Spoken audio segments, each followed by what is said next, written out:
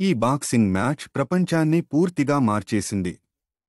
ఈ AI robots boxing match ఇటీవల చైనాలో జరిగింది. యూనిటరీ కంపెనీకి చెందిన ఈ ఏఐ రోబోట్స్ ఎప్పుడు ఏ పంచ్ కొట్టాలో తమకు తామే నిర్ణయించుకుంటున్నాయి. ఈ మ్యాచ్ రోబోటిక్స్ ప్రపంచానికి అనేక కొత్త మార్గాలను తెరిచింది. ఇప్పుడు ఇలాంటి రోబోట్స్ వల్ల కష్టమైన మరియు ప్రమాదకరమైన పనులు చేయడం కూడా సులువు అవుతుంది. ఎండలో ట్రాఫిక్ నియంత్రించే పోలీసు ఒక రోబోట్ పోలీసు కావచ్చు. భవనంలో మంటలు చెలరేగినప్పుడు ప్రజలను రక్షించేది, నేరస్తులను పట్టుకునేది, సముద్రపు లోతుల్లోకి వెళ్లి పరీక్షలు చేసేది, సైన్స్ ల్యాబ్లో ప్రయోగాలు చేసేది, దేశ సరిహద్దులో జవాన్కు తోడుగా ఉండేది, వృద్ధుడికి సేవ చేసే నర్సు, మీ ఇంటి పనుల్లో మీకు సహాయం చేసేది, ఇవన్నీ ఒక రోబోట్ కావచ్చు.